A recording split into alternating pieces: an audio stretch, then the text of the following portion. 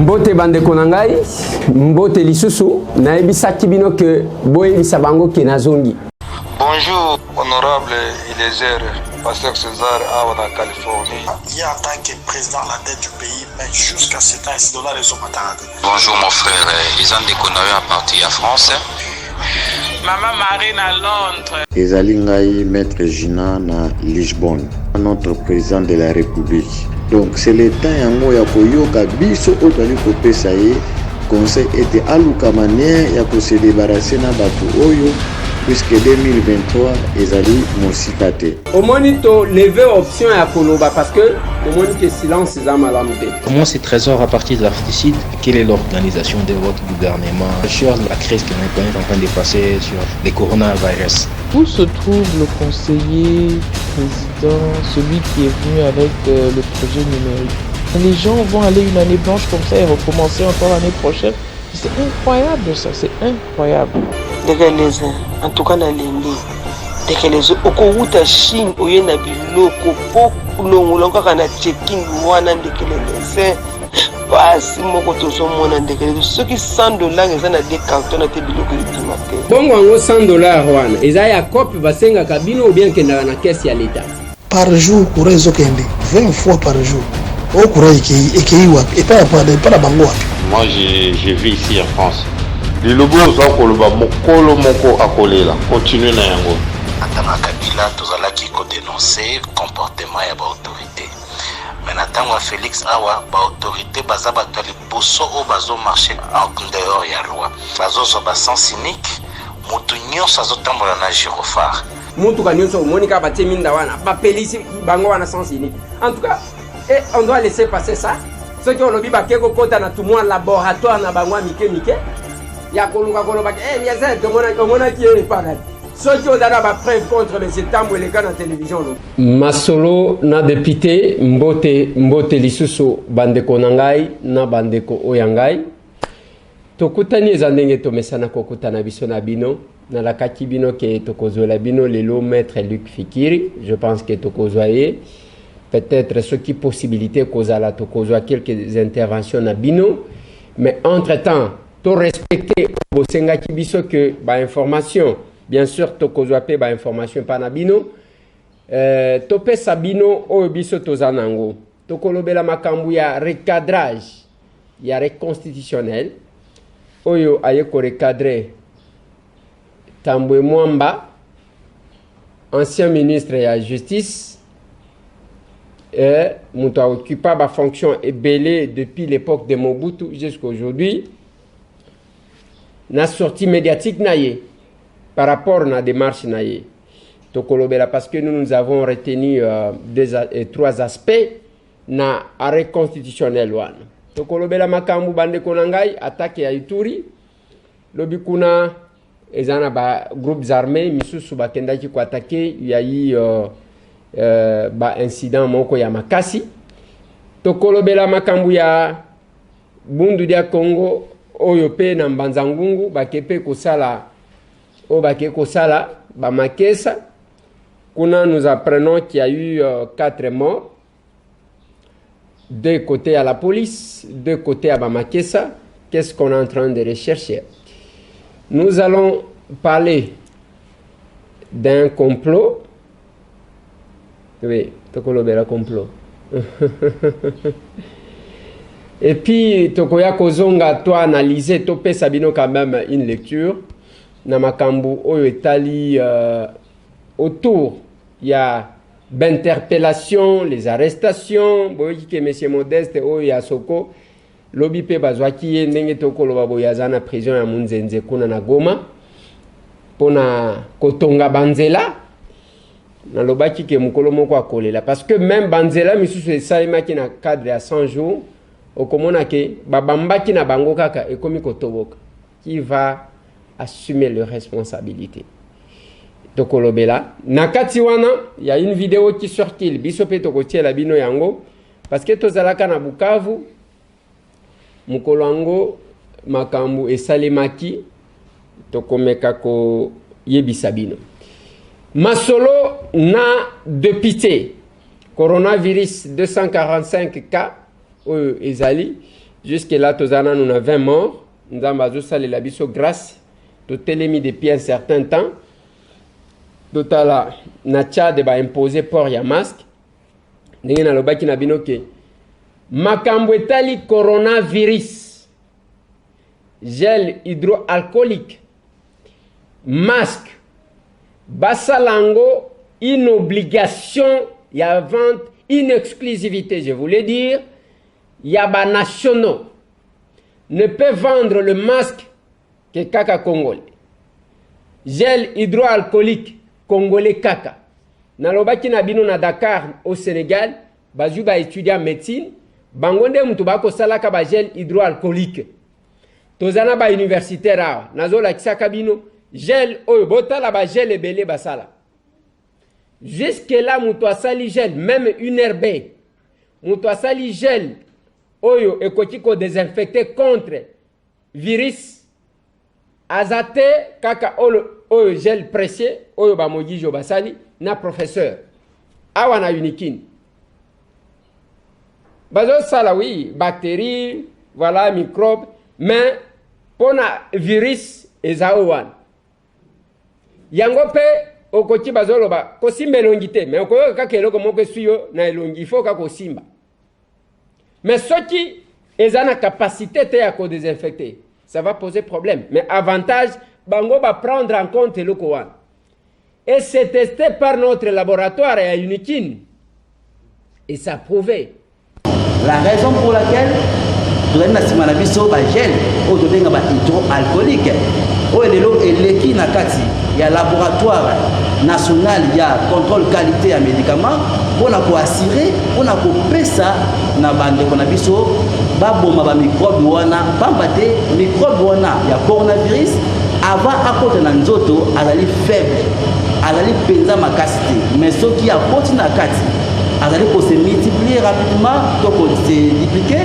à tel point que moyen to stopper nous à la tête oyo ezali gel précieux dans le sens que il y a un temps moko ya malamu et puis la vie est précieuse pour la conseil lango ezali kosenga nango mindondo te c'est-à-dire soki yo fongoli yango comme ça otia yango na loboko na yo après kotia yango ekosenga na yo kofrotter yango kofrotter maboko na yo calmement ndenge otie boye soki bamicrobe ezalaki quel que soit bagerme quel que soit sport je crois tolobela yango nsima basport ya virus par rapport à résistance nango nyonso akokufa parce que ezali na to moko normal proportion normale pour ezala na action oyo tobengaka ya viricide et puis ya bactéricide ou encore ya sporicide pour eboma microbe yo ozwa bokono te yango na lobi bamasque tokozwa bacouturier déjà namoni chaque mode atindaki quelques masques awa oyo asi asali yango tozo zélande parce que ceux qui otali d'abord eza makasi ekoki ko empêcher voilà wana chaque mode asi asali yango hein? Je pense que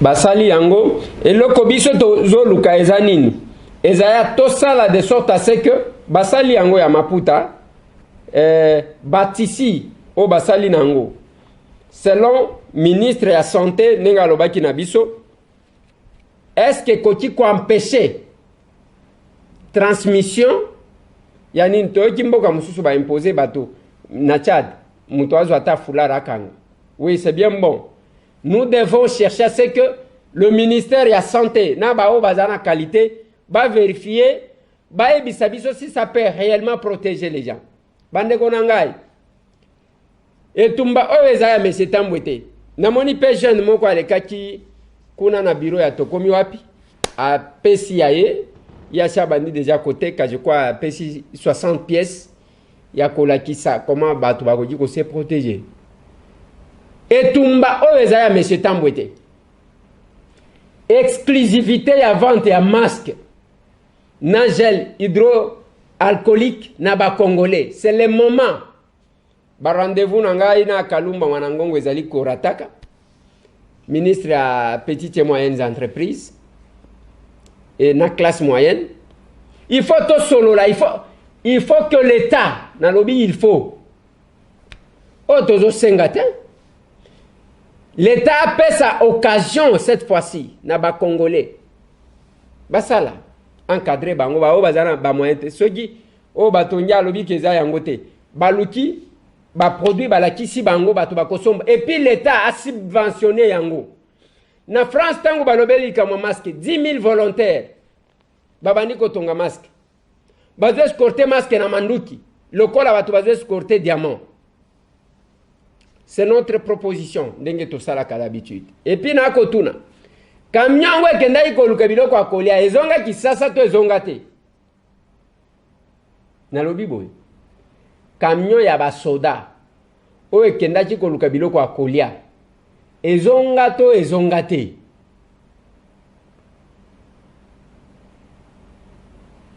Voilà bande kolanga.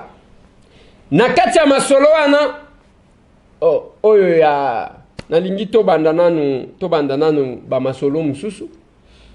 Nazolobela dossier oyo ya interpellation. Na kati ya interpellation eloko wana eyeko kabola succès na coronavirus ermoko yibiango vedette. Quand on a interpellé le directeur de cabinet à chef de l'État, les lonenge na koloba awa. Bavoka na ye bazongi en appel pour na kosenga liberté provisoire na ye. Comment ça va se passer na habité. Mais na yoki que ba convoqué neveu moko, il y a directeur de cabinet qui se passe pour son propre jeune frère. Azan neveu na ye, selon ba information à notre possession. Neveu na ye wana ba convoqué pas que ne kosamba. Mais ce qui m'a fait mal, dans mon lobby, n'a yoki que les conditionnels n'a utilisé. N'a mon convocation, invitation sur les réseaux sociaux. Ngai bilo kwa ba réseaux sociaux n'andimaka penzate. Mais avant qu'elle a commenté dossier wana na lingi bolanda nanu vidéo oyo. Voiture officielle. Oh président mon a raté bon président comment le roi diamant abi oza caro facha tamola nango il est pas tamola nango oui c'est ma voiture et la caro président qui m'a offert bomoni vidéo wana il se passe pour les jeunes frères. Il y a directeur de cabinet à chef de l'État. Mais Azali Kosala, en même temps, le lendo ya kola kisake, ya somba Berli wana. Donc, mutuka wana oyazo la kisa.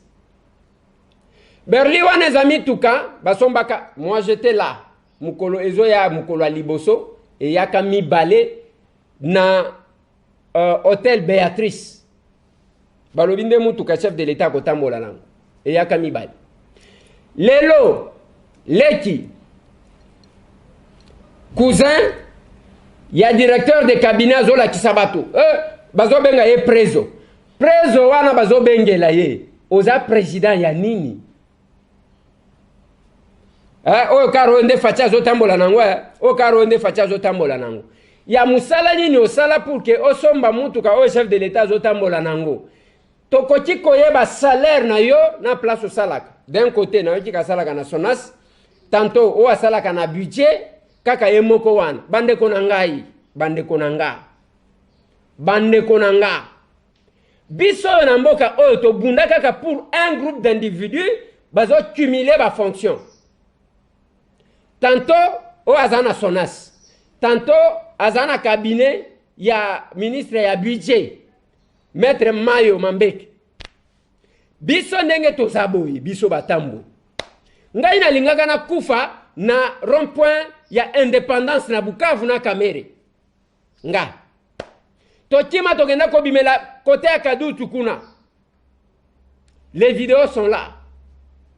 On a assisté na ba makambo. Et Bukavu wana tozaji okende d'abord na ba conditions nini. Et combien est-ce qu'on nous payait biso oyo? Ceux qui bakolo bakete azaki okende na musala na yaki journaliste oui. Boye bisabiso tozaki ko futa ma combien parce que na koya ko beta makamu nyonso awa. Combien? Mbongo combien bazaki ko pesa biso? On se déplaçait, on prenait le risque parce que c'était le combat pour nous tous et le changement. Les lobos comme ils ont besoin d'un doigt. Oyo. Bêtise ya modèle one. Yé mwana mobile oyo. À cause de mbongo ya kosomba ba mitu kazo sala concurrence. Oyo nde facha zo tambola nango. Biso tozali banda. On n'a pas d'accès na présidence one. To komi wapi oyo serva bino. Botaye ba chaîne na bino bosali ba chaîne na bino.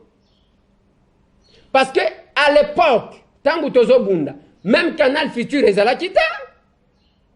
Na lobby boye. Même Canal Futur oya Vital Kamerhe ezala kité.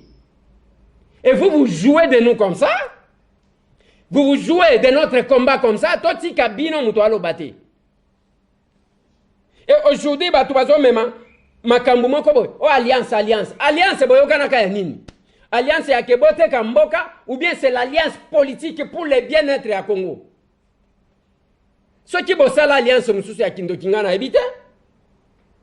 Mais si c'est l'alliance politique, ngai na lobaka na bino chaque jour. La politique c'est l'art d'organiser la société. Ba politologue nde ba organisa kasimanango, ba juriste ba yeko encadrer ba mesures pour protéger l'organisation déjà mise en place par les jurys, les politologues, mon Dieu. Mais nous sommes là, tokomi kota la bino, et ainsi de suite, botelemi wana balliance. Nazo tia la bino deuxième vidéo, oezo tambola. Tous mes remerciements, mes chaleureux remerciements pour ce geste qui me touche beaucoup. C'est vraiment pour nous un honneur. Pour le petit Moulouba du Kassai que je suis, chez nous on donne des chèvres, c'est même encore plus voilà. Quand on donne un présent pareil, c'est très touchant. Vraiment, je n'oublierai jamais ça. Comme je n'oublierai jamais l'accueil de la ville de Bukavu. Je suis sûr que mon défunt père, là où il est, lui qui n'a jamais eu ce privilège-là, d'être reçu comme ça ici à Bukavu, il doit être fier de moi et c'est grâce à lui. Par rapport à cette alliance que nous avons scellée avec mon beau-frère, je veux vous prendre à témoin de ce que je vais dire. Pour que si jamais demain je transforme mes propos, que vous soyez les premiers à me maudire s'il le faut.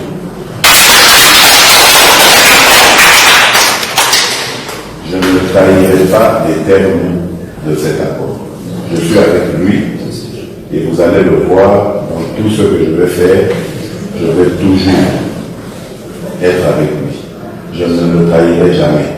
Si après le 23, il y a quelque chose qui arrive, qui ne soit pas prévu dans ce que nous on a prévu, lui et moi, on se concertera toujours et je ferai tout pour qu'on ait la même position. S'il n'est pas d'accord, je n'avance pas. S'il est d'accord, j'avance. Mais on va le faire toujours. Donc ça, vraiment, je vous le dis parce que je veux que vous soyez nos témoins aussi. Donc cet accord, c'est pour vous aussi, que nous l'avons fait, pour qu'on soit d'accord. Donc les prochaines étapes, nous irons au Kassai. Je vais aussi expliquer au Bakalengan de là-bas que désormais, Vital Kamerhe et son UNC marchent à côté de l'île de l'Ouest. Nous avons les destins liés. Voilà. Donc c'est ce que je tenais à dire. Je vois que même on enregistre, c'est bien, parce que ça, au moins, ça va rester. Donc, je vous remercie encore et que Dieu vous bénisse. Bolandi vidéo ya mibale wana. Wana ezaki na Bukavu, na soir, na pokwa ndenge bato bavandaka bavandi lokola en famille, babimisi cadeau moko bapesi chef de l'État, pona ko remercier azoloba maloba wana. Yako lakisa que ezana considération na estime na partenaire ne politique Vital Kamerhe et qu'il n'y a aucun problème. Mais les gens pensent que babimisango ebi malokola une forme de pression, une forme ya que soki ndenge nini a respecter malobana yete pour alobaki que soki pona sala loko na kotuna yesoki oui yango azalaki ko sala te. Si lelo il y a quel problème entre Vital Kamerhe et Félix bo ebi sangai. Mutu oya yebi alobana ngai. Que ça soit batu ya UNC, que ça boye bisangai Kamerhe na Félix. Est-ce que bazana problème ce qui est zaliba weli nini? Vital Kamerhe a un souci avec la justice, bazali ko enquêter jusque là, a présumé innocent. Et il continue, c'est pourquoi il continue à être directeur de cabinet. Ce n'est qu'à la fin, il y a banquette au bakosala. Tangu ba responsabilité kozala et kobana kozala établi, ndeba kotala ce qui ça va lui permettre de continuer à être directeur de cabinet ou ça va l'empêcher. À ce que je sache, l'alliance politique, et ça alliance pour na bien-être en boka. Nde ongana ibi. Ce qui bino bozana alliance mususu parce que ah débat économique ya alliance, FCC ou alliance, oh accord, cash, oh accord. C'est quoi cette histoire là? C'est quoi ça? Na lobby boye. Allez, to boye ko kamamboka, to vandeli ko tala bino alliance. D'abord nazo tuna bino boye. Tozwa. Qui aurait alliance entre Kabila na Félix. Et ça alliance ya bino mi balé to yebi yangote, nous nous en foutons de tout ça.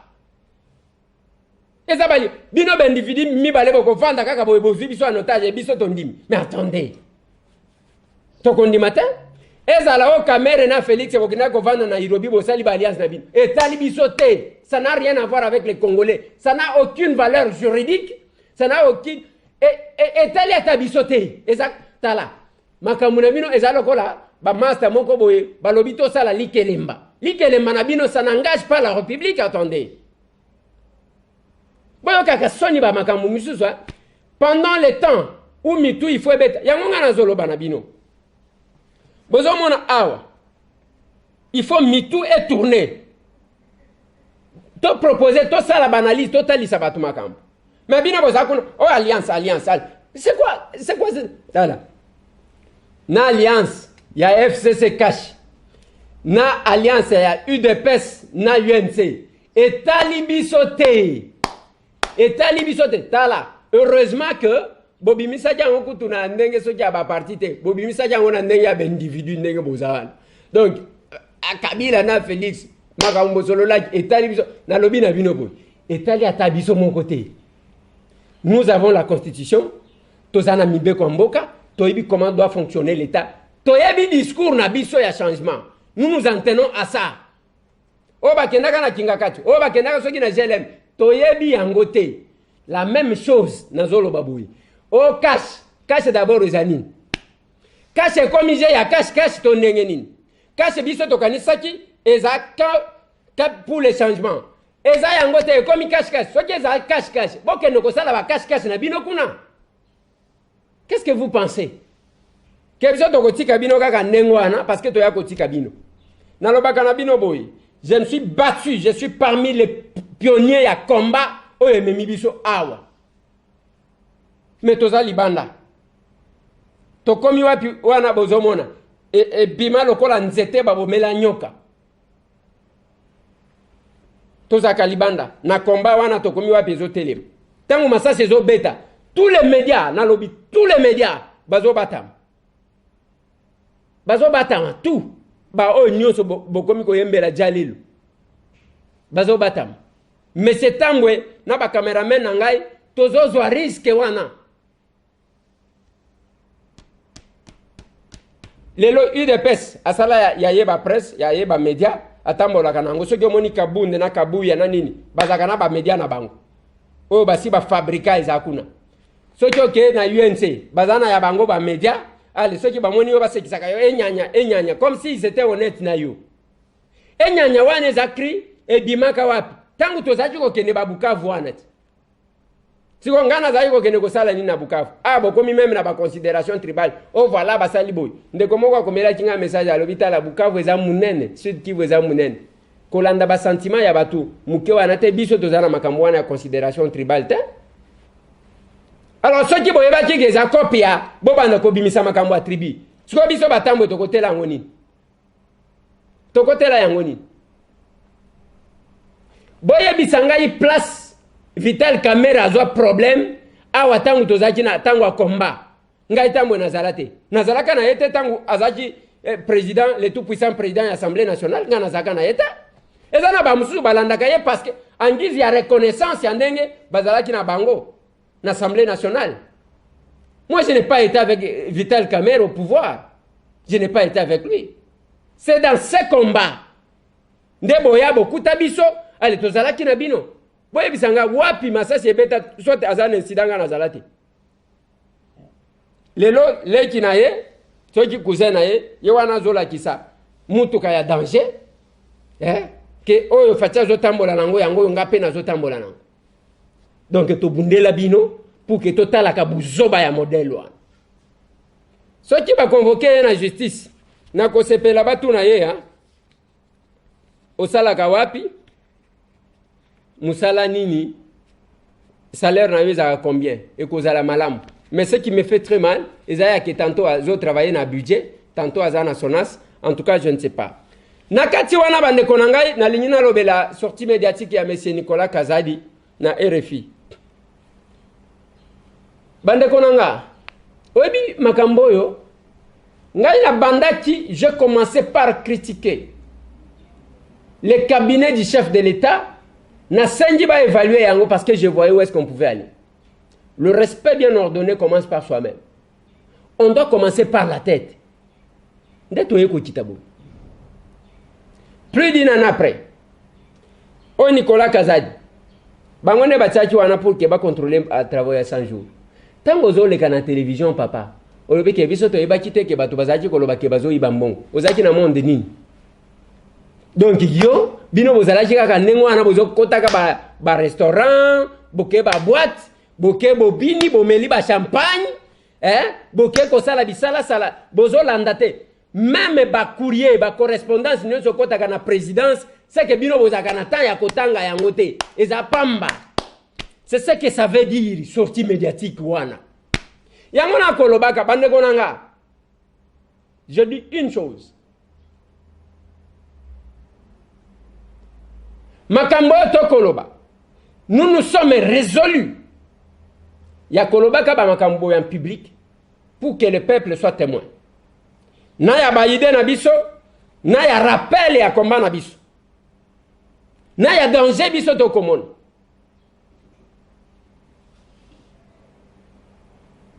Nous sommes là toza libanda, mais je suis député, le peuple m'avait donné mandat que j'ai. Quand vous êtes en face, il y a Batou qui travaille à la présidence de la République. Ba correspondance c'est Zoya. Bazola qui sabatu ke mikana bino batanga kayangote parce que ça a été dénoncé par tout le monde. Par tout le monde. Makambu ya ba 100 jours. Ezo kende malamte, ezo kende malamte. Yo lobi ke ba eba kiteke, ba yoka kiteke batu bazo dénoncer. Bande konanga. On est là à la présidence. Avec les honneurs, je travaille à la présidence et je travaille à la présidence. Un gâteau sur un plateau d'argent. Et là, quand vous n'avez pas cité, allez, ça les libino va passe, allez, ça me fait mal. Il y a un canabino, même n'est pas solo babo, tout ça a degré à combattre. Même dans sport, on va passer, ils ont une ceinture, aux ceintures noires, aux ceintures pembe, aux ceintures rouges, ainsi de suite. Même dans le combat, on kolo banayo. Botika makambuana ya, ozukaka, papier ya lit de peste, je suis des lits de peste, ndelobinini. Tous ceux qui prétendent être de lits de peste, ils ont le même degré d'engagement, le même degré de combattant. Toibe ba combattant moko ya omoni tangu totelemaka na nzeta manga wana omoni mutu moko azalaki ko sala boy papa, ça nous fait quand même très mal.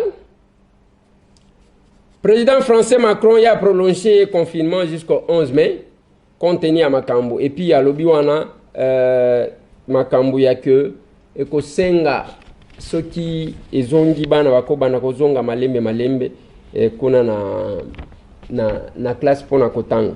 na Congo Brazzaville bazo lobela pe pona ko protéger ba autochtone ba bazo benga ba kaya likwala nde bazo senga bango que il faut associer bango po bango ba yebi banzete makasi banzete na bango wana ça peut aider aussi à traiter et coronavirus. C'est vraiment important likambouane bande konanga avant que na leka na makamususu na lingi tout ça la mo analyse muke sur l'arrêt de la Cour constitutionnelle. Sur l'arrêt de la Cour constitutionnelle, bande konanga boyebi que débat ebim. Tovanda kaka boye tambwe mwamba toyebi urgence na opportunité à communication anate kende ko sala communication wana alobi que il faut ba kende ko corriger arrêt ya cour ordonnance ya chef de l'état parce que bazana posé à créer crise institutionnelle et ça une situation de fait nenga lobby. Quand on dit une situation de fait, on peut ou ne pas obéir. Ce n'est pas une situation de droit. On peut ou ne pas obéir. Pour prouver que, bon, on n'est pas obligé d'obéir à une situation de fait, c'est-à-dire une décision prise en dehors, il y a ce qui est prévu, en violation, bien sûr, de la Constitution ou des lois du pays. Alors, il faut tout violer parce qu'on n'est pas obligé.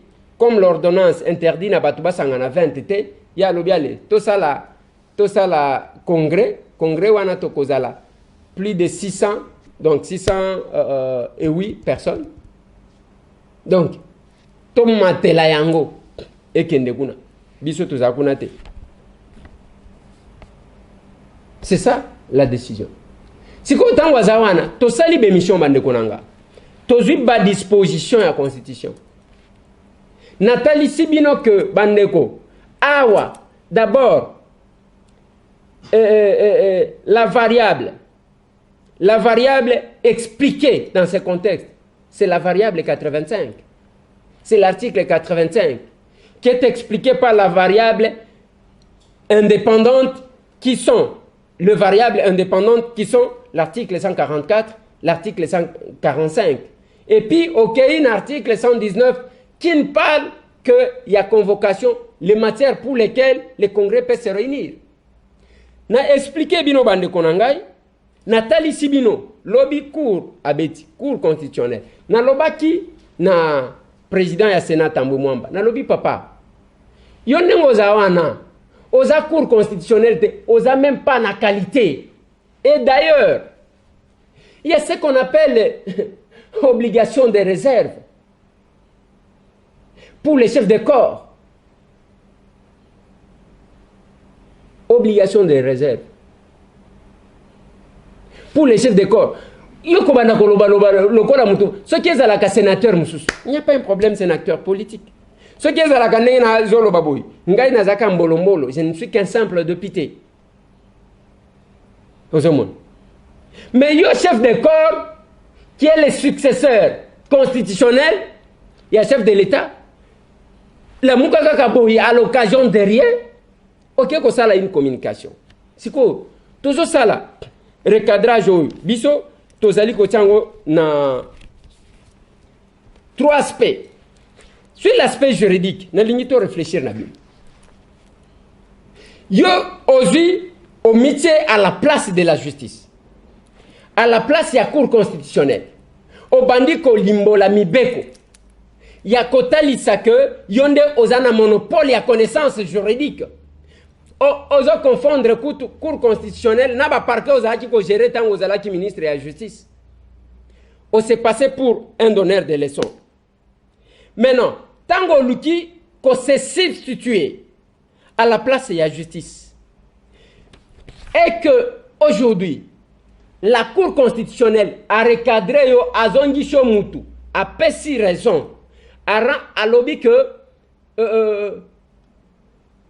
décision et chef de l'État est conforme à la Constitution. Faisant référence à l'article 85 de la Constitution. et autres éléments au Bapesi, il y a Cour suprême de justice qui faisait office de la Cour constitutionnelle, ainsi de suite. Quel est le problème à ce niveau? Le col sur le plan juridique, Bango va pécher. Parce que Elobelinaye et Kobima outrage à la personne du chef de l'État. Ça, c'est sur le plan juridique. Et ça a considéré comme faute grave. Parce qu'à s'attaquer à la personne, il y a chef de l'État. La Cour constitutionnelle a lobby, les chefs de l'État ont eu décision en un strict respect article 85. Moi, tant je l'ai dit. La conséquence, comme lui a parlé d'une situation de fait, il y a quoi ça l'élaté. Conséquence à Malobawana sur le plan juridique, il faut qu'il soit poursuivi pénalement pour outrage à la personne du chef de l'État. C'est ça. Il faut une poursuite pénale et immédiate contre le président du Sénat. Il faut l'endélayer parce que à une place et à y été. Et puis il y aura des circonstances aggravantes étant donné que Asaliango intentionnellement, Asa juriste, Ayebi nenge makambouizalaka, Ayebi, mais Ayebi que en sa qualité à président et à Sénat, à côté qu'on soit place et à Cour constitutionnelle.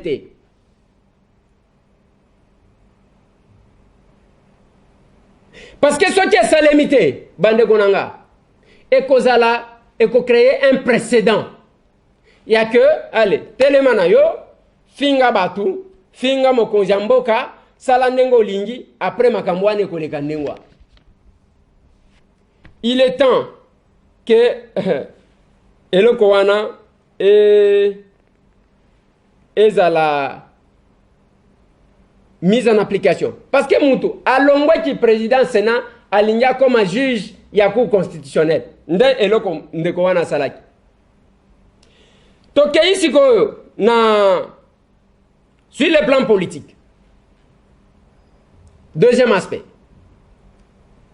Tambwe Mwamba, président du Sénat, a mis un manipulateur qui voulait perturber le bon fonctionnement des institutions ou le fonctionnement normal des institutions. Il y a Kota Lisakete a violé la Constitution, a Saliboé, ainsi de suite. Donc, sur le plan politique, Abimi, un manipulateur, un agitateur, Alingati a agité la population, a perturbé, bien que Alobaki, nous ne voulons pas une crise, il en a créé. Pour créer Eloko Babengi, perturbation, il y a fonctionnement, il y a malam, il y a institution. Parce qu'il n'est pas n'importe qui. Bah sénateur balobaka bah député bisoto lobaka bah Henri Thomas Lokondo balobaka bazwaka ba position ainsi de suite bande ko balobaka. On a un problème te. Yo chef de corps. Osamu tout ya ko bana koloba. Je vais vous dire une chose. Tozan en France, le président Mitterrand prend une décision, il a co-déclaré une guerre et bah politicien ba bandi ko s'agiter quand ndenge bozo mona bazali ko s'agiter Et à l'époque, si je ne m'abuse pas, il avait un ministre de l'Intérieur qui s'appelait Jean-Pierre Chevènement. Oui, Jean-Pierre Chevènement. C'est lui qui était ministre de l'Intérieur il y a Mitterrand. Tango Ayoki, agitation à la politique. Qu'est-ce qu'il a dit? Il a dit un homme politique ou ça ferme sa gueule ou ça démissionne. Et ça, Kolobanine. Tant que chef de l'État a mis Beko, soit au Kanyi Mounokonayo, soit au démissionné. Et Zandengwan, yo za chef de corps, soit au Kanyi Mounokonayo, soit au démissionné. Biloko mi balewan. Soit que ça le koso yake, le kol anaza successeur constitutionnel, comme ça on a profité, na sala ndenge. Bande konangai, je vais vous dire une chose. Naloba ki na bino pona makambo complot. Est-ce que vous savez que ils ont toujours na complot, ils ont salemaka. Tant que Félix azana Béatrice. Na veille, il y a prestation de serment. Balinga ki basala coup d'état. Colonel wana balongola ye baloba bakanga ye te balongola ye batinda ye na Goma. Après bazongi si azana Kinshasa. Le danger n'est pas écarté. Le danger n'est pas écarté. Makambu ya tripotage na ba makambu su ba ko sala biso to yebian. Le danger n'est pas écarté. Mais kuna lokola ba monike ezakuna te to créer to perturber bon fonctionnement de l'institution, to créer une situation de crise comme ça et le comment comme Salem. Sur le plan politique, conséquence n'angwezanine eza démission. Parce que ça la nenyenine yo tata mobimba et babimisio ke cour constitutionnelle et bimisio ke aux agitateurs et bimisio ke aux manipulateurs et bimisio ke aux mutema mabe au côté les masco liboso ya ba sénateur wana allez obandi pe koloba mais c'est pas possible et le kwandengo wana étant donné que il n'y a pas eu violation. Et ça le la chauffeur moko moni bato ba yeba trop. Buyuwai oyo baloba na Swahili. Aucun ville les amunene balobi pona otambusa mutuka awa il faut zala na GPS. Ah ozala na GPS. Yo lobite ngai na kotambola malamu. Ngai na kotambola papa azwa GPS otambola malamu de ko lakisa yo nzela parce que yebi makambu nyonso. Te ngana yebi allez okoti na mutuka wambale batu tango wambale batu ozui sens unique parce que ozana GPS te sens unique ango yo wanozo matana pont na sens unique comme conséquence quelle sera la réaction ya batu ozana bango na mutuka papa kitisa biso yo za chauffeur te soit yo kita to zo chauffeur o yebi soit okiti si batu yo moko ke komi jembika okeko kufa. Et c'est ça qui va se passer, c'est ça qui doit normalement se passer. Bah, honorable sénateur, je pense que vous avez tout intérêt, parce que est-ce qu'il y a encore la crédibilité? Est-ce qu'il y a encore la personnalité? Ne fût-ce que pour un prestige institutionnel, bande konangai, il fallait que bolongo la tata oyo. Lokola culture ya démission ezalaka te na mboka na biso boyebi ke na minoko mboka na biso baloba ke mulangi oyo ekota 1000 pattes ezalaka somo pona omelela ngo mai dimwe peut-être ozala mutu moko amulidi mulangi ka komona 1000 pattes batielo mai pour ke omela ezalaka na somo. Siko nyonso asali awo et puis azongi comme si rien n'était et vous allez rester comme ça. Troisième aspect, c'est sur le plan déontologique et éthique. Règlement intérieur, il y a Assemblée nationale, il y a Sénat. Bazo yebisa biso ndenge nini mutu bokoti ko se comporter surtout ba chef de corps.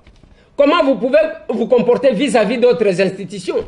En général, en particulier l'institution président de la République. Bazola qui sabino comment se comporter. Nenga kozal. C'est là que vous allez trouver tozoloba droit de réserve et devoir et respect. Bilo komi balewan. Droit de réserve na tati koloba yango parce que il y a eu manque d'obligation de réserve. Na fief ya président ya Sénat. C'est quoi que ça la ndengeni? Okoloba lokola mbolo te. Boko kati kotinda taba ba petit na bino botinda ba lobby. Boko kati kotinda taba sénateur na ba député ba lobby. Et ça yo chef de corps successeur constitutionnel yo wano ke koloba. Nous voulons réparer réparation utuat. Hein? Yo koza la vraiment ndenge kaka.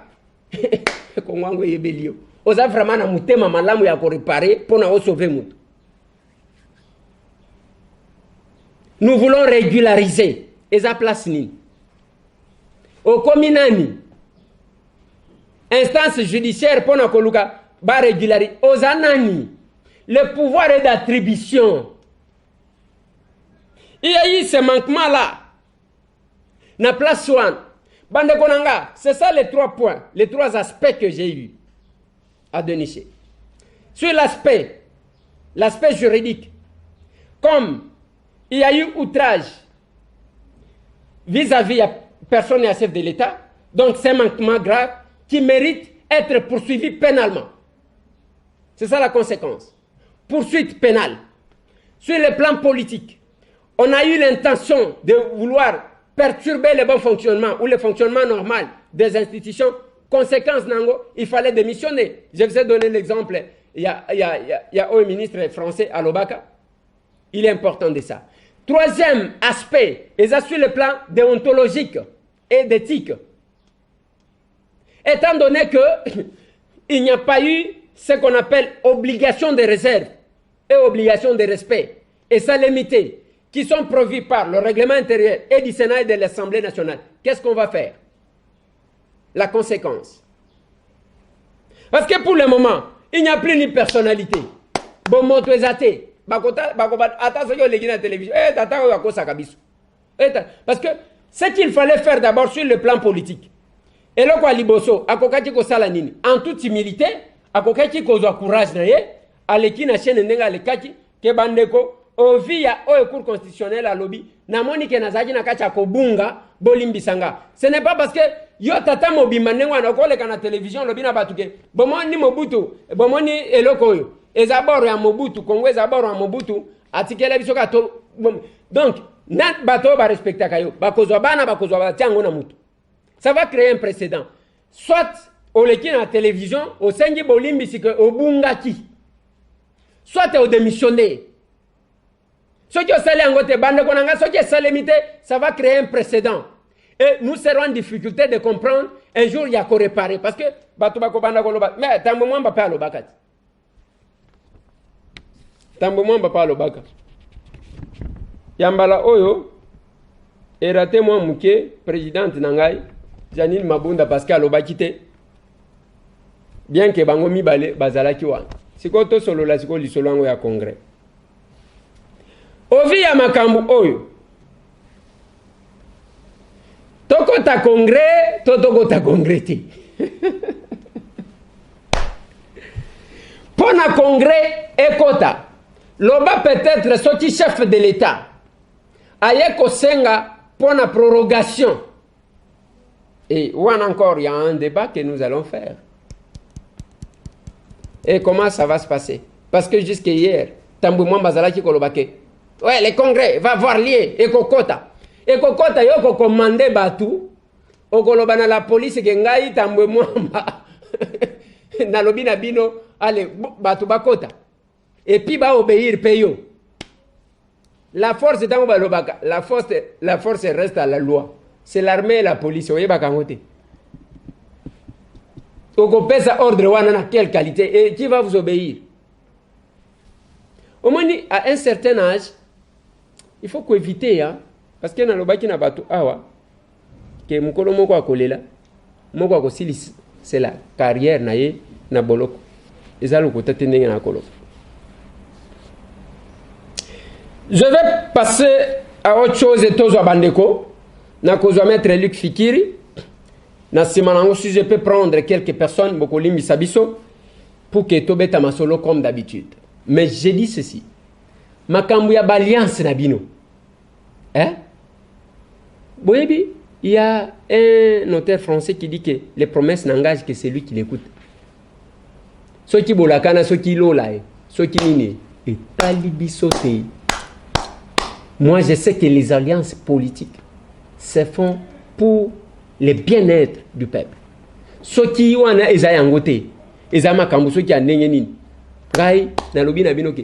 ils ont engagé bisoté. Voilà, Tozwa Mwanamboka Luc Fikiri. Chers Congolais, Ezaline de Konabino Maître Luc Fikiri Morefu. Ouais. Nazo profiter de cette occasion, d'abord, ko saliwe bino et en même temps ko pesa bino moins information parce que makambo ezole na mboka na biso il faut quand même to loba moi quelque chose. Ouais. Ya solo tozali na kati ya confirmant et puis beaucoup de monde se demande bakosala nini. Misala ezate. Donc na ere oyo bosala bilanga. Bandeko na ngai bosala bilanga. Ba oyo baza na chance ata soki eza 10 mètres tia quelque chose na kati. Ata soki eza libanda ya ndako na yo tia quelque chose. Lobi ekoya koede yo. Parce que soki ozo sala te ozali confirma après 2 mois 3 mois okolia nini bo banda komplanter babiloko pour preuve nga nazo vanda awa na États-Unis tozali confirmer nazali na kati ya confirma tozo bima libanda te mais chaque année l'honorable Ndeko Eliezer ayebi parce que c'est un ami tosolaka tous les jours ayebi kenga nazali penza mwana bilanga chaque année na sala ka bilanga année passée na sala ki 17 hectares année oyo nazo sala 35 hectares. Donc ensemble nyonso ensemble azali à peu près 45 et kozala 45 hectares. Donc nazana ba hectare ya maïs, nasali pe ba beans donc ba haricot, nasali ba aubergine, nasali ba chou. Awa nazo préparer 4 hectares ya ba tomate. Ezali seul moyen ekoede biso bino boza bana nzambe tango nzambe abetaki Égypte kuna qu'est-ce qu'il a dit na oyo yaye Joseph ba vision nyonso mokonzi azalaki komona Joseph yaye ko interpréter yango alobi nzale kobeta donc nga nazali pasteur te nazali imam te mais nazo koyebisa bino bosala bilanga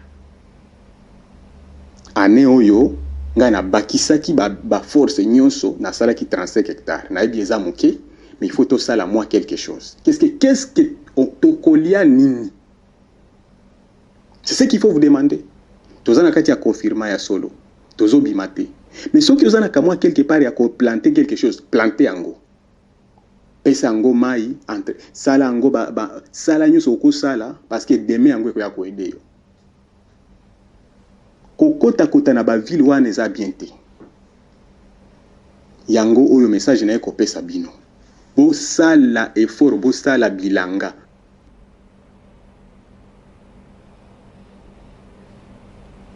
bo kozala na eloko ya kolia te lobi et puis to kobanda kolela nzala donc oyo eza message bozwa ngo sérieux nga nazali na États-Unis mais pour aider mon pays na sali 35 hectares. 35 hectares wana en même temps nazo pesa à peu près 85 familles musala. Année passée na pesa à peu près 50 et quelques familles musala. Donc nazo pesa bino courage bolembate. Ça va passer ekoleka nango ezali malade ezali virus. Donc ekoleka nango tous à la dépasser tous à la déborder tout ça la kaka effort ya hygiène to sokola maboko to tia ba masque ba biloko nyonso bazo ko recommander to salango parce que tâtonnement ezali partout na maladie oyo. Donc wana ezali premier message. Deuxième message na ngai ezali message ya inquiétude munene o ezana kati na motema na ngai ya nini nazali juriste ndenge boyebi ngai nazali juriste mais kotala ndenge mboka na biso ezotambola quelque part ezosala nga pasi parce que ce n'est pas concevable namonaki kaka awa tango bakotaki makambo ya Yuma Albert Yuma qu'est-ce que bandeko na biso ya PPRD babandaki koloba oh soki bo touché ye et d'ailleurs ce sont des grands cadres hauts cadres la PPRD bazaki koloba soki bo touché ye ekozala bo paralyser mboka lelo makambo susu kweli ba DG ba directeur général ebele ba entreprise publique et puis na facilité hein et ko kwela pe ndeko na biso Vital Kamerhe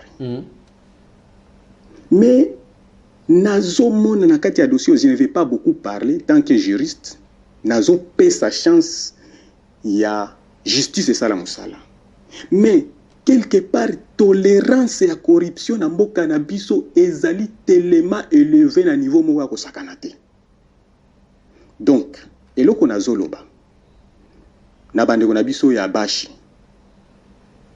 balobaka tolobaka umulume ajirwa no wabo mobali nde adaka mobali mususu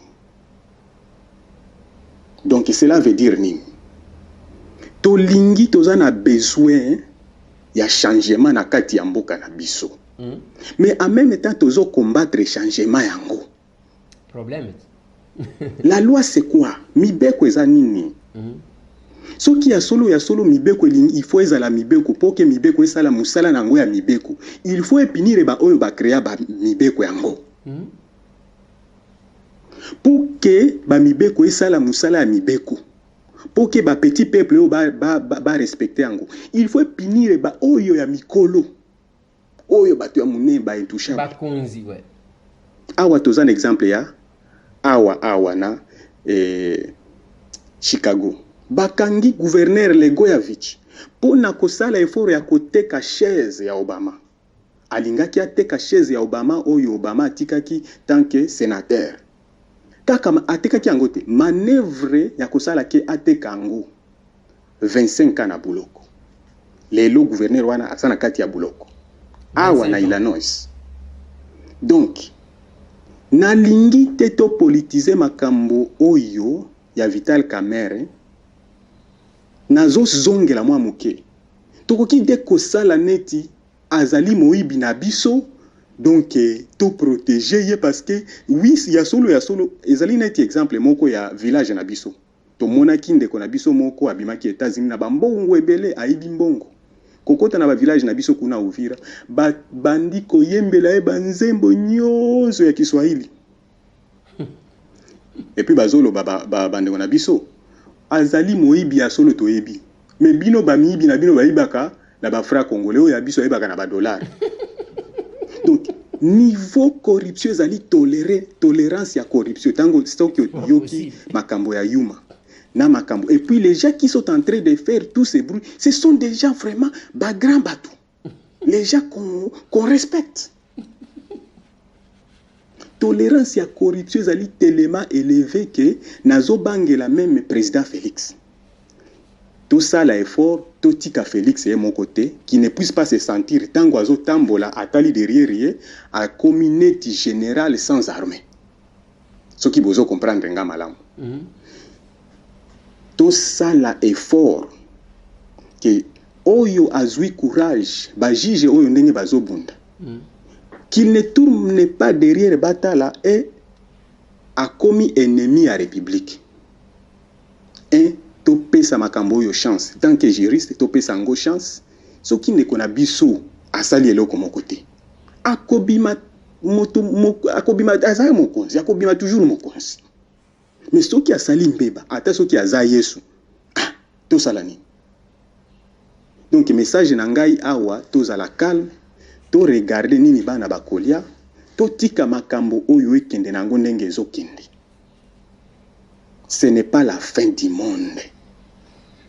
En tout cas message nanga na bref yango wana to sala te ke oyo Yesu alobaki toko adorer bato ya mbongo ta ekoya toko adorer bato yango wana tozoko vivre lelo to sala keba na makambo oyo to pesa chaque chose na place nango. Merci, je vous remercie, ciao.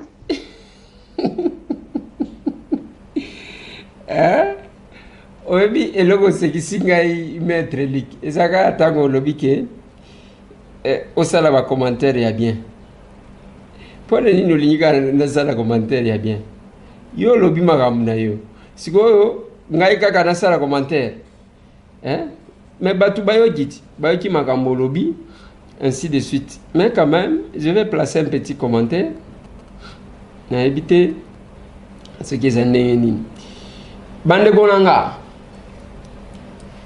conseil à liboso et maître Luc ezaya que si tout bino batu bozana nous na confinement te bozana possibilité ne fiske ya kobima wana profiter salamu bilanga parce que diamant balia kangote or balia kangote il faut te pour que luka eloko akolia ce qui situation continue pendant 2-3 mois boko zala ndenge nini ce qui olona ki matembele na yo ce qui olona ki ndunda na yo dans 2-3 mois ekozala ndenge nini yango azopesa conseil même na lupango na yo salamu bilanga ekozala malamu mais bilanga il faut ezala priorité na mboka na biso yango maître ngai na proposa boyi soki ezalaka ngai tambo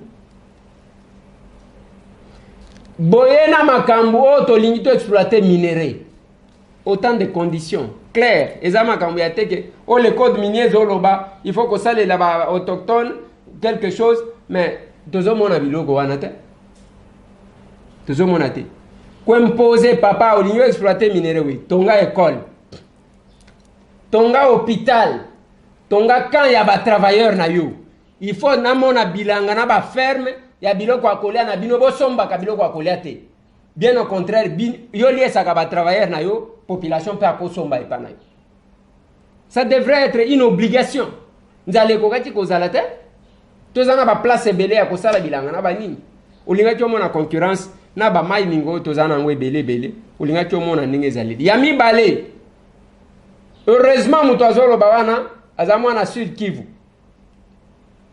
aza mwana Uvira azopesa boyoki meme alobi na munoko mboka wumulume donc alobi apesi conseil on ne doit pas chercher à politiser ce qui n'est pas politisé pour preuve na lobi na bino il n'y a aucun problème jusqu'à aujourd'hui entre Félix Antoine Tshisekedi Tshilombo na directeur de cabinet na ye bazana problème te mais loko bozo senga Félix eza oyo to bundisa kyake yo Félix lobaka na ba juge batika non et d'ailleurs soki ba juge wana o nyonso ba juge o bazana limité bakalui là-bas soki bazala kata baluba mbele tolinga toloba ke atingi bandeko na ye baluba basala soki makamuni muluba pe azate na kati wana te bapel nde tozozwa nanu te parce que bapel les autres mo attend soki muluba azalaka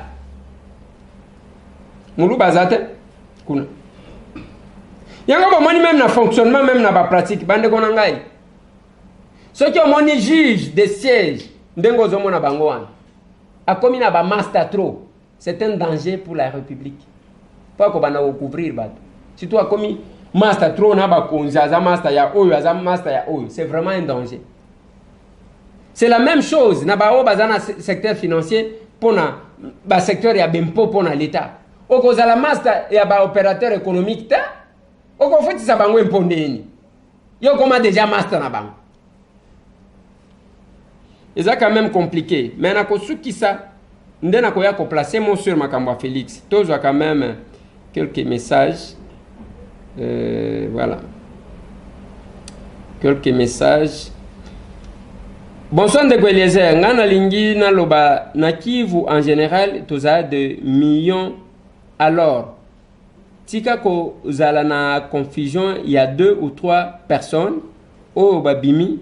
Koloba soki baluba babima na Bukavu pona arrestation ya Vital Kamerhe po bakende wapi alors que bazana mboka na bango Congo wana eza kozanga intelligence na sagesse totika justice et kangela biso miyibi nyonso vraiment ba papa Bisengo balinga banzele deuxième président Fachi annulé commune de haut plateau de Minembwe pour biso ba kivusien na ba congolais en général to sepela. Merci ezanga Casablanca Kisensa Vano Fizi Baraka Ubwari. OK, merci beaucoup Negonanga, message na yo eleki malam. Bonjour honorable Eza Pedro na Seattle. Proposition nanga ezali boye na sengi président de la République a divorcé na KCP na FCC asala remaniement ya gouvernement sur 65 ministres azwa kaka 5 ministres régaliens justice économie, défense, intérieur, affaires étrangères, le reste tout, Atike la Kabila, na Kamere, chaque 3 mois, audit na ba ministère, na ba mandataire tokomona, nani akoiba. Bon, ba ministère régalien, zawano tangitin, ba ministère régalien, ezanine, justice oui, défense oui, affaires étrangères oui, lobby économie, c'est un ministère régalien. Je m'appelle Christian, je suis étudiant en Turquie. Ndenge bazo maltraité, bande konabiso na Chine, France, na Turquie et dans d'autres pays. Bazo lobake biso bafricain tokope sa bango corona. Est-ce que le gouvernement na biso ayebi makambo oyo ezo lekana na moment oyo? Je pense que bayebi yango tozo salaka masolona député. Bonsoir Eliezer, j'espère que vous allez bien. C'est un court message que j'aimerais vous adresser en rapport avec ces messieurs qui pensent destituer le président de la République. Est-ce qu'il a réfléchi avant de poser son acte, soit avant de passer devant la presse pour faire des déclarations? En plus, j'ai suivi la conférence de presse de Franck Diongo qui m'a beaucoup épaté. Si je pourrais solliciter par votre billet au président de la République de prendre en considération ces messieurs, y compris vous-même. S'il pourra vous proposer des postes, je serai d'avis que cela vous soit accordé. Les jours venus, je viendrai en long et en large les détails. Bien à vous, gardez s'il vous plaît l'anonymat. Merci beaucoup et bonne soirée à vous.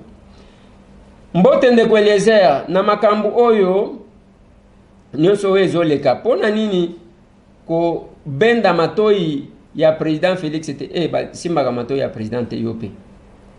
Pour la révision, il y a service de renseignement, s'il vous plaît, honorable. Bosunga président Félix, s'il vous plaît. Merci, Eric et Mong. Basimba Gamato, il y a chef de l'État. Okobenda Mato, il y a chef de l'État, le kola ya mwana na yo. Baza chef de l'État, otozo sala. Yena ba service na ye. Bango wana ba Nicolas Kazadi bazolo bake. Bazayi ko yeba teke, bazo dénoncer. C'est que nami kanda batinda gakuna. Et tout ce que nous disons là. Et comme que pas chef de l'État, c'est quand même curieux d'entendre ça. Monsieur Eliezer, qu'est-ce que vous attendez pour chasser ces Chinois des cons là? Il faut faire quelque chose pour qu'on soit respecté. Papa Nangai, monsieur Eliezer, azaka simple de pité. Tozo linga makambo xénophobie, mais loko tokoji jamais encourager zaya que Chinois aya kozanga biso respect à ça la biso. Batunyo so bako sakana na ba Congolais ba Chinois ten. Ba Chinois ba ya kubwa kangunda. Ils sont remplis ici. Dommage que nazo zo déjà ngo ya banga l'État te mikolo oyo.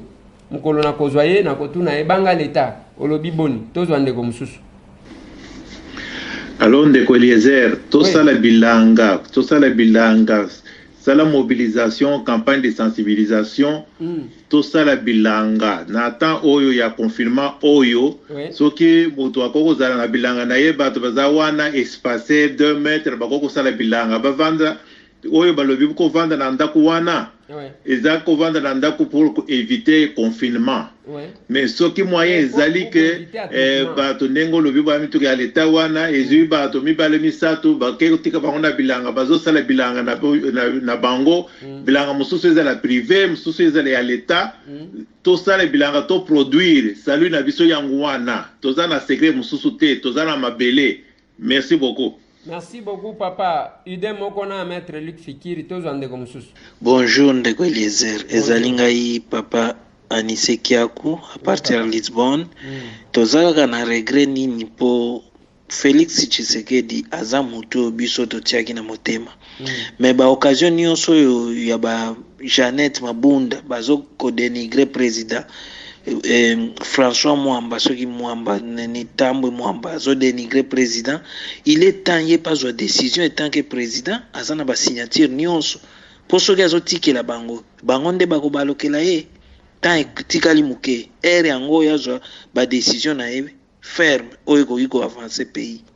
Merci. Oui, papa nanga, ezaka ba proposition anatoko sala kabiso nyonso, so ki akoyoke la biso. Yango anozo ka ba Nicolas Kazadi balobi, bayoka même pas que bato bazo dénoncer que makambo tambola banamte. Tous en comme ça. Oui, bonjour. Bonjour. Honorable Mwana Kololo Pango. Oui. Le 13, on a lundi émission nayo. Le 13 avril, na maître Christian Alonga. En tout cas, à éclaircir Makamoko et Belé à bien Makase, on s'appelle Nango. Prochainement, Bengaïel sous au stade de l'émission. Azamoto a PC éclaircissement à Makambo et Belé, où il va poser une ignorance. Merci beaucoup. Tous ensemble. Merci beaucoup. Tous en dégomsus. Mbote ndeko Eliezer, ezali Pedro na Washington State. Oui. Eloko nazosenga na président de la République ezali proposition a sala remaniement. Na kati ya remaniement na atika ba poste ministériel nyonso batikela yango bato ya Kabila. Azwa kaka ba ministère régalien où est le président.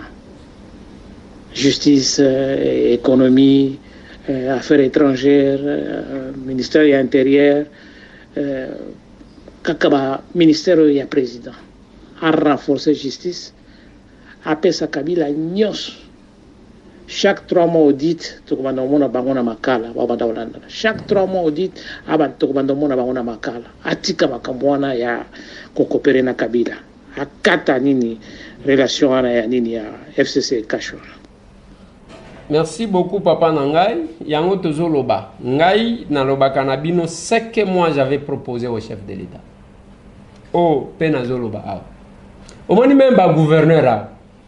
Bato ebele parce que balandi Moïse Katumbi oyo azali ko sala ba faire naye avant peut-être d'arriver au gouvernement na politique. Babandi ko landa ou ke basala ka concurrence ya mbongo. Oh oyo nga mtu mbongo. Oh oyo mtu na proposa ceci au chef de l'État. Monsieur le président de la République.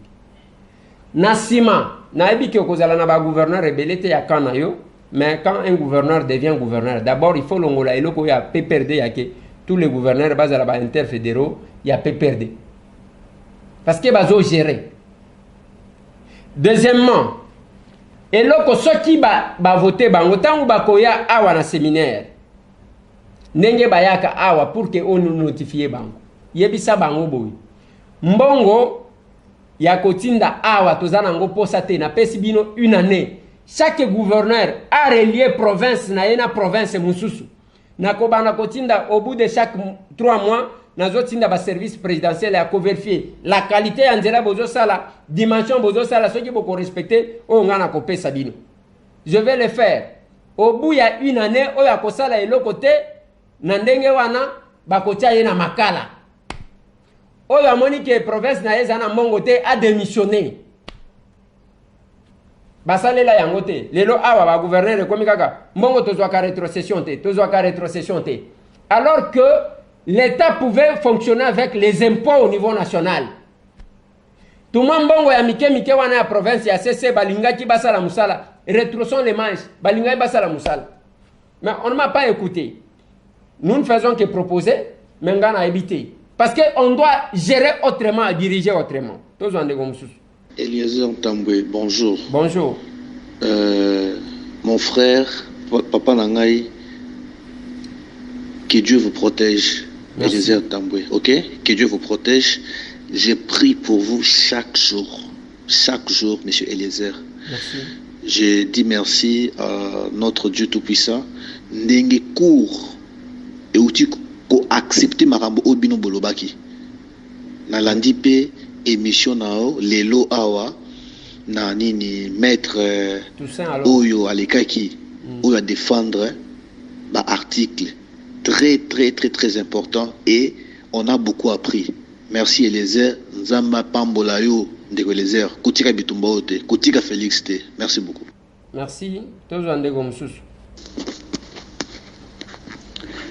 Bonsoir ndeko Eliezer, tokomi wapi? C'est M. Kani na France. Nalingaki juste na bapona nde émission bosalaki na Toussaint Alongo, c'est très belle émission, merci.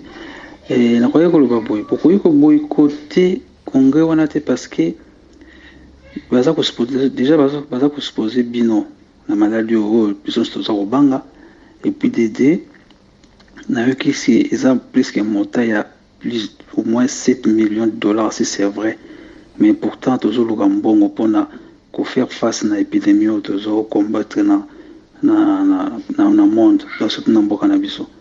Que l'État qui vient député, ou toujours compter tout ce qui est thème, ce qui beaucoup ça quelque chose, c'était pour boycotter Congrès. Merci. Merci beaucoup, Papa Nanga. Merci beaucoup. Dossier à Congrès, na makambo à 7 millions. Ou bien quelque chose malheur bon. J'ai marqué Kabunda yeko fongola biso miso pour na toyeba. Mais nazo bangela ye parce que za membre du bureau et cause à la paix yemoko pe a trampa na kati wana na moni ba répondre ye presque dans les termes injuriés et pas bureau et assemblée na bureau et sénat. Na ngai na yebi ke tozwaka $100 na Congrès. Nde oyo nga na yebi lobi ndeko na ngai adondo mbasi alobi teke bapesaka $1000 na habite soki bapesaka $1000 tellement que nga moko te mutu na leka kuna. Bon, admettons que ça soit $1000. $1000, vous prenez 508 personnes. Vous avez 608 personnes.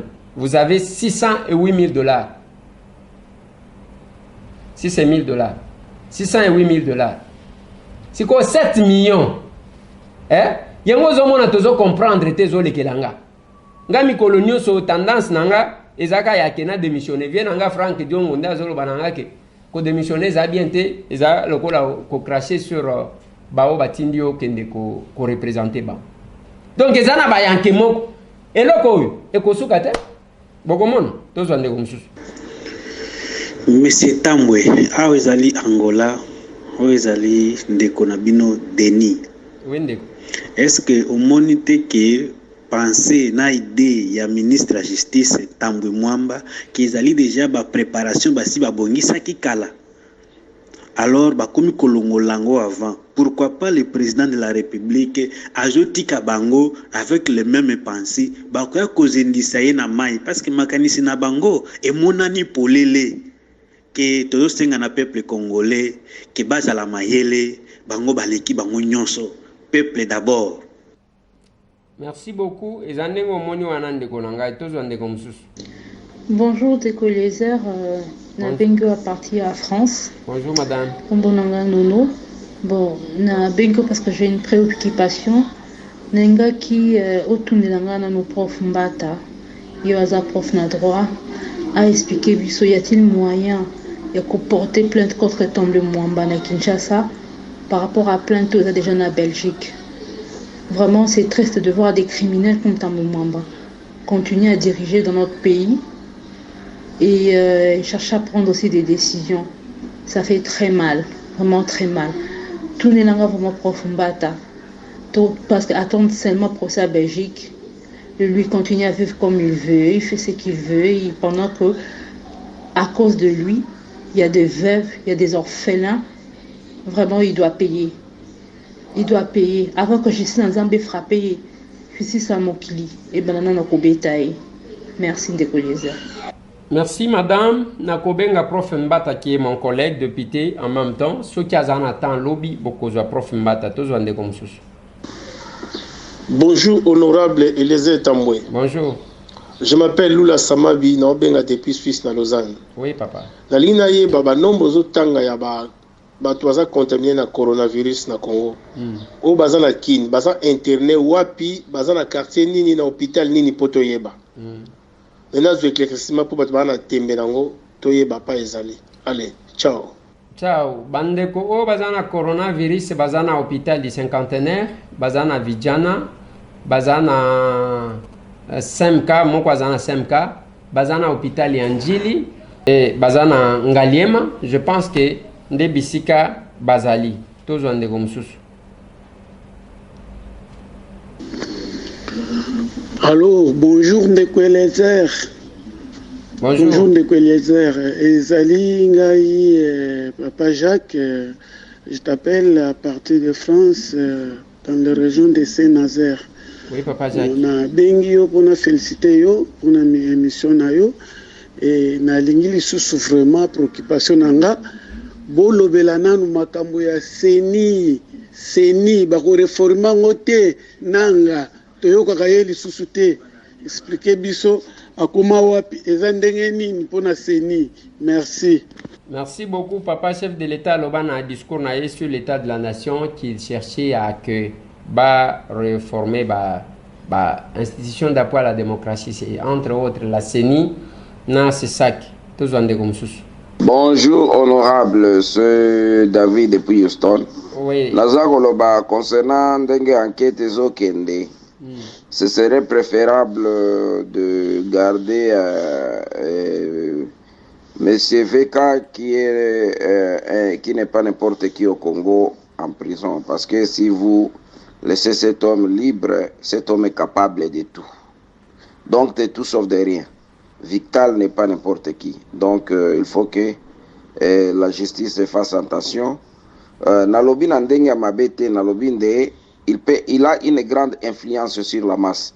Il peut créer une crise au Congo et ça peut marcher. Donc, il faut que les gens fassent attention avec cette histoire. Na respecté 48 et 1 minute, na salle Nangakaka 55 secondes. Merci. David, merci beaucoup. N'engo respecté tous les gens. Rebonjour, Ndekoleza, Nazako obligé nakata pour Alexaki minute.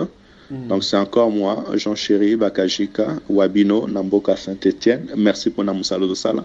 On a soulevé des points sur Makambo Oyo, Tambwe Mwamba à Sali. Je ne sais pas si je peux encore lui appeler président du Sénat. Bisonyo sotoyebi ke bakenda ki kuna parce que bakeko bombama vi ba crime au basala na RC Goma, ministre de la Justice avec plusieurs fausses communes. Basali mabe belé na mboka na biso et ce sont des personnes tant oiseau ba bozo sentir haine mabe na kati na ye. Il faut que le peuple congolais se soulève. Congrès wana président des fois bengi sango, ce qui président bengi se concréter, il n'y a pas lieu à se tenir et loko la mokonzi na biso kasongo ye azo dépendre na sénaté bakanga porte wana.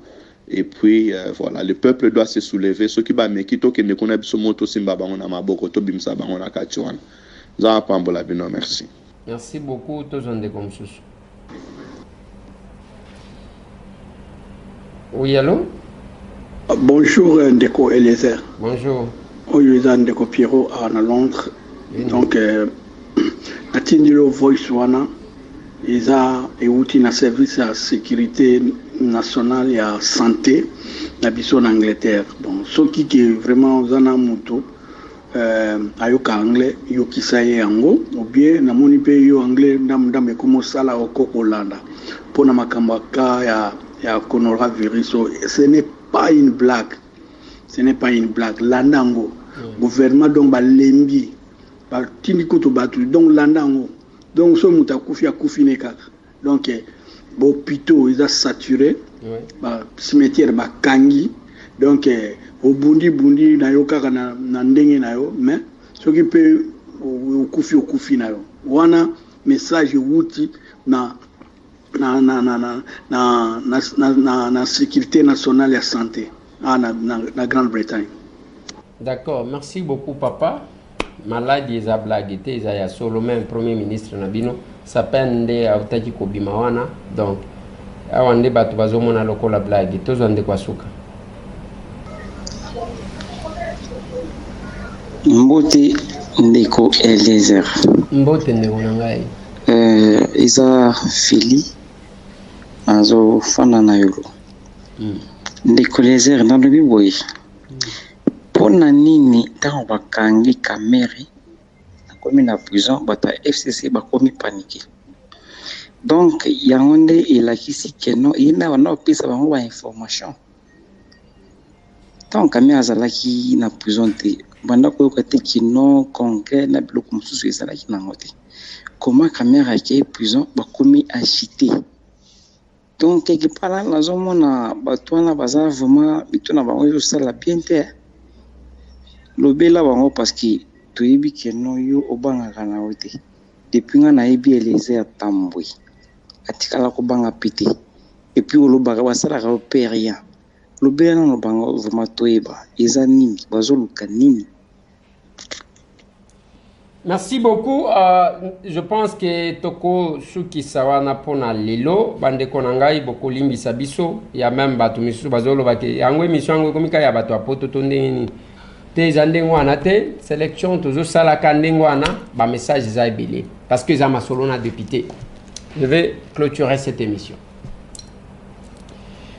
Ya liboso na koloba na bino que lobi to kitaki grâce il y a soutien, il y a des membres de RDC Monde, tokenda ko pesa loso na bande ko na biso handicapé mususu ndenge boko mona wana tokeko sengela bango pe citerne wana na Pan Victoire na mwa mapa to pesi bango na mwa mafuta pour que nangonga oyo mwa muke wana il est important mais na kati wana tokuti ndenge tokoloba boye to bandi déjà pona batonga douche ya baoto kendaki liboso parce que plus de 200 personnes bande konanga il faut sokola mai na 1h du matin ou à 2h sinon au sokolate wana bana mibali de bazali banda parce que ba sokola libanda à 4h ba maman babimi ce n'est pas possible il faut que ça la bango quand même moi douche ou azana lisunya kosunga mais na kati wana tomoni maman moko azozanga vélo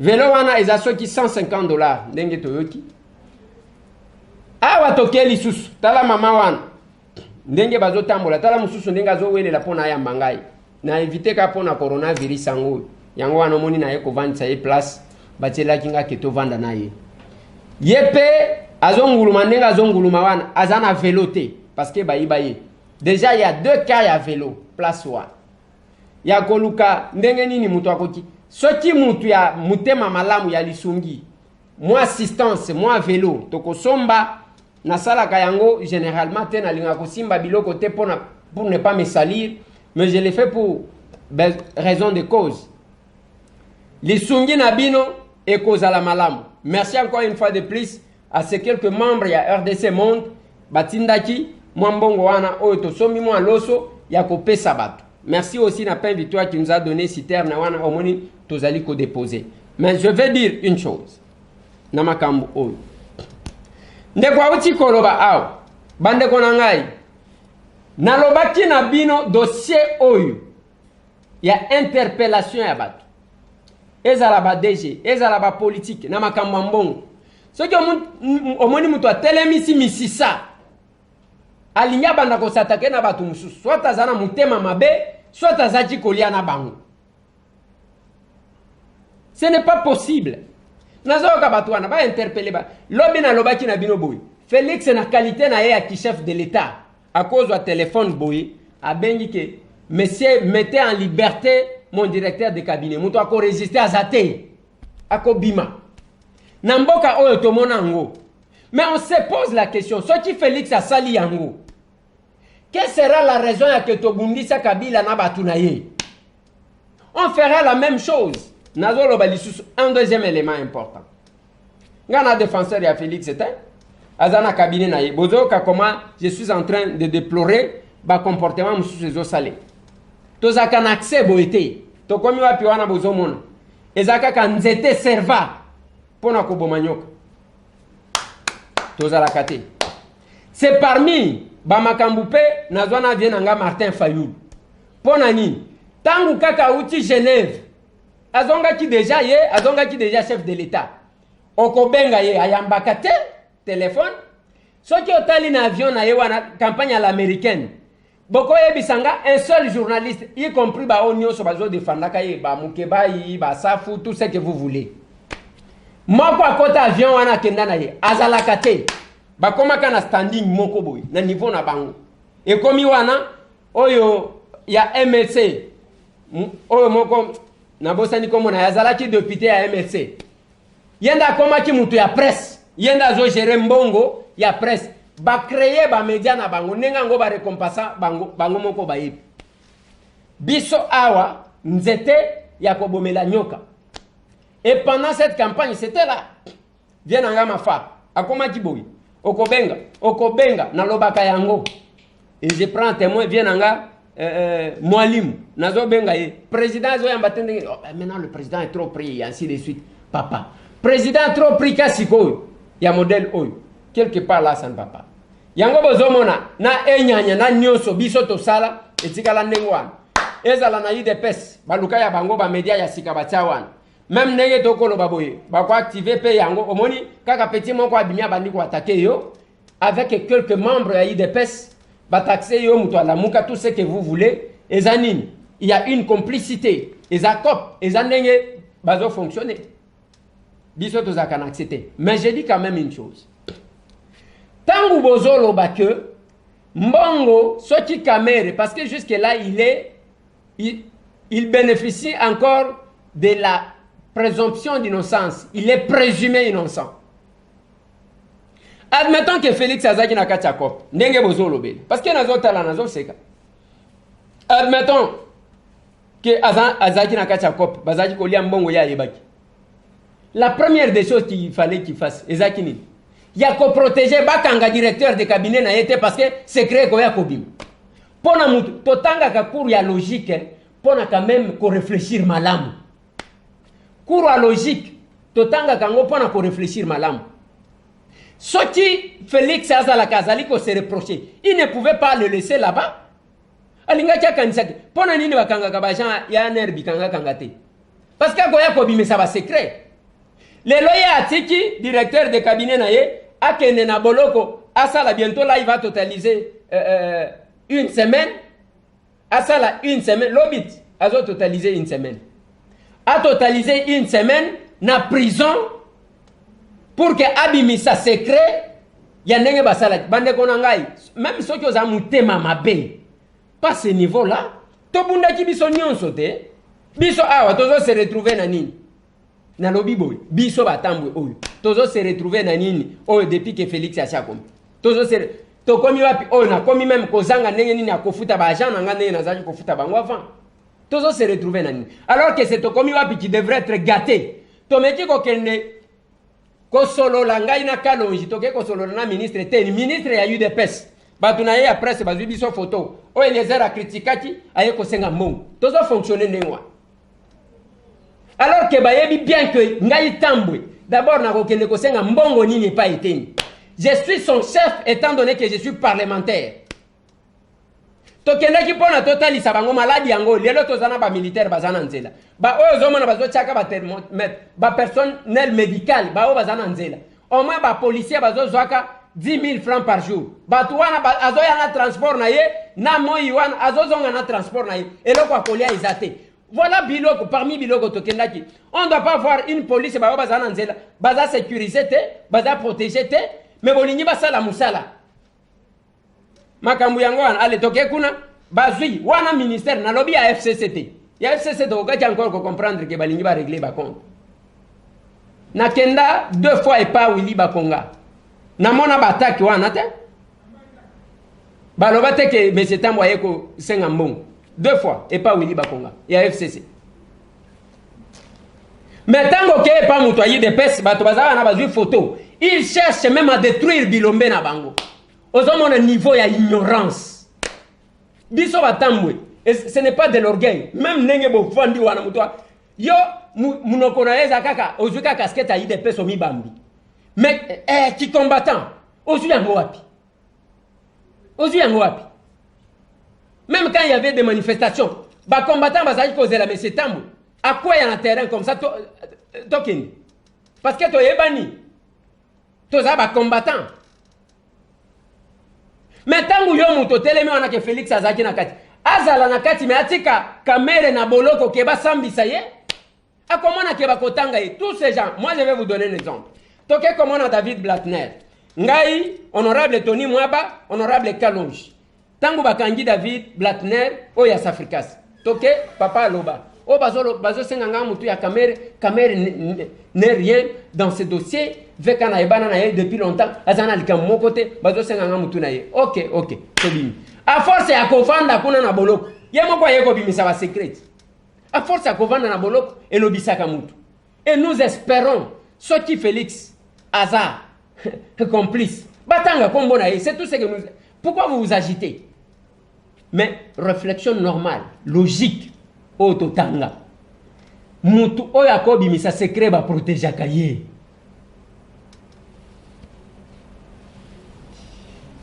Mbote na bande konanga tout bakolanda à travers le monde to sukisi wana lelo pona lelo bande konanga o bazana est ba club to komi wapi na Fizi, club to komi wapi na Uvira na Nyiragongo, bisika bozali pe na Masisi, place nyonso club to komi wapi ezali bande konangai courage na musala, surtout bande konanga o bazana Goma ndenge na zotali sabino wana engouement ya ndenge wana bazoke bato ba moto wana bakeko lukanini nani bakeko lukande information et nous avons des informations comme ça à la minute po bayebi ke ba o wana bakosa kate yango na lobaka na bato olingi ba sensation olingi ba émotion olingi ba olingi ba soki ndenge nini kende sika mususu soki ozana posa, c'est ce que nous disons. Nous sommes maintenant sur Orao. Bande qu'on a besoin poto bazo la biso na télévision en direct. Soki olingi ce qui est sérieux, soki na YouTube, ndeko Eliezer toko koma o s'abonner wana ko bana ko zwa notification. Je vais me battre pour na cause prof mbata ceux qui sont disponibles. Mon collègue député Masolona député to Solona et lobby sur ce que nous voyons ici au Congo. Merci bande konanga, botika la brancher. Tout le monde.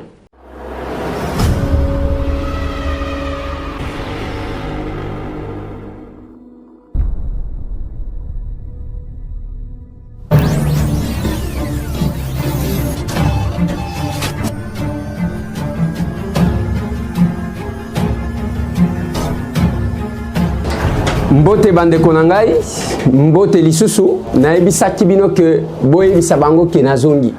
Bonjour, honorable Eliezer, pasteur César Awa en Californie. Il est en tant que président à la tête du pays, mais jusqu'à ce temps, $6 sont pas. Bonjour mon frère, ils ont déconné à partir à France. Maman Marine à Londres. Ezali ngai maître Gina na Lisbonne, notre président de la République. Donc c'est le temps yango ya koyoka biso otali kopesa ye conseil était aluka manière ya ko se débarrasser na bato oyo puisque 2023 ezali mosikate. Au monito lever option ya koloba parce que le monito silence c'est amalamité. Comment ces trésors à partir de l'Afrique du Sud, quelle est l'organisation de votre gouvernement sur la crise que nous est en train de passer sur les coronavirus? Où se trouve le conseiller président, celui qui est venu avec le projet numérique? Les gens vont aller une année blanche comme ça et recommencer encore l'année prochaine. C'est incroyable ça, c'est incroyable. En tout cas, dans les liens, okouta Chine, oyena biloko, pokulongo, longa na checking wana ndekeleze. Basi moko tozomona ndekele soki $100 eza na des cartons na te biloko litimate. Bongo ngo $100 wana eza ya copie basenga kabino ou bien kendaka na caisse ya l'état. Par jour courant ezokende 20 fois par jour. Au courant ekei wapi et pas la bango wapi. Moi je vis ici en France. Les lobos ont koloba mokolo moko akolela. Continue na yango. Atama Kabila tozalaki ko dénoncer comportement ya ba autorité. Mais natango Félix Awa ba autorité baza bato liboso o bazo marcher en dehors ya loi. Bazo so ba sens unique, mutu nyonso azotambola na gyrophare. Mutu ka nyonso monika batie minda wana ba pelisi bango wana sens unique. En tout cas, on doit laisser passer ça. Ceux qui ont lobby bakeko kota na tout moins laboratoire na bango mike. Ya koluka koloba Eliezer tomona qui est pas là. Ceux qui ont donné ba preuve contre les états ou les gars dans la télévision.